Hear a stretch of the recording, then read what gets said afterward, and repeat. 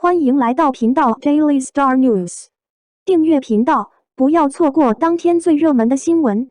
我们今天的时事通讯涵盖以下内容：打工仔龚俊，18岁上大学，21岁成名，34岁成为刘中翘楚。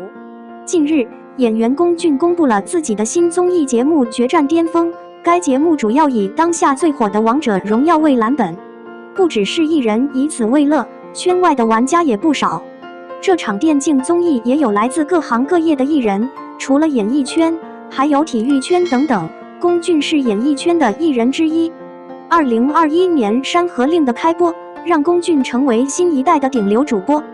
当然，这也让他多年的蛰伏终于出现了希望之光。很多人认为艺人的成功是一种运气，但其实都是一步步走入大众视野的。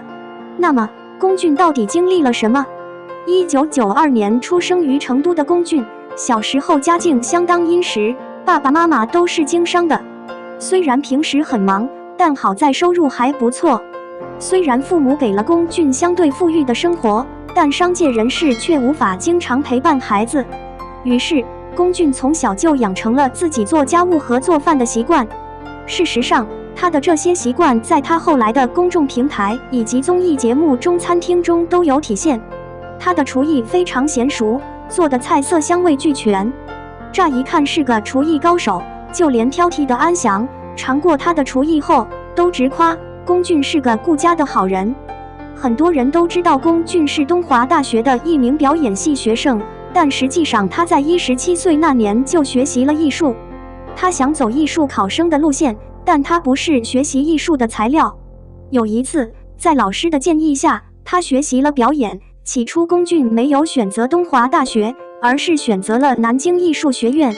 18岁的龚俊已经高大英俊，轻松通过了初试。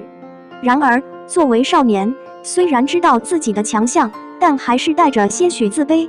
复试竟然放弃不去考，这让他怀念难抑。直到后来，在父母和同学的鼓励下，他再次参加了考试，考上了211东华大学。因为出身于商业世家，龚俊本人非常独立。在父母的记忆中，他上大学后从来没有向父母要过生活费。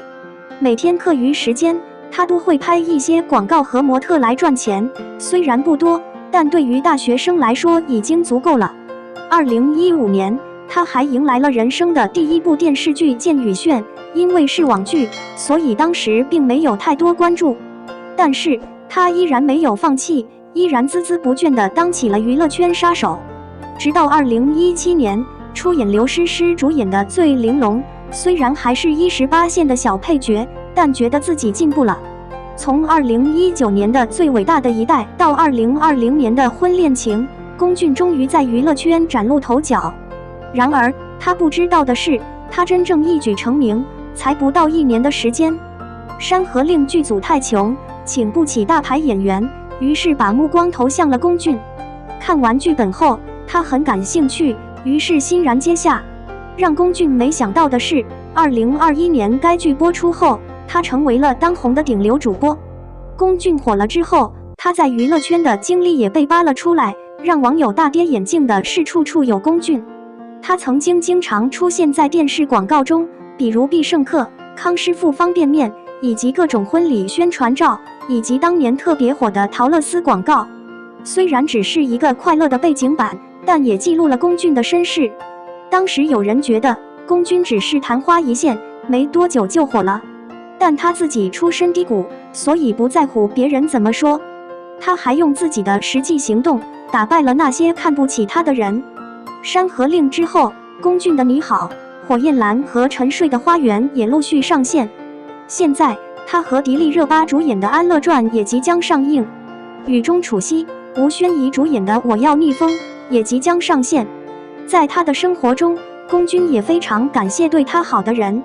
在之前的节目《创造4》中，龚俊作为嘉宾参加了，在节目中，他毫不犹豫地感谢了邓超。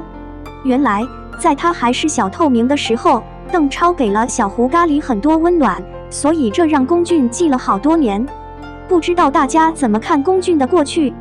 有时一个人突然成功，看起来像是运气，但在现实中，他可能比普通人付出了更多的努力，才能走到人们面前。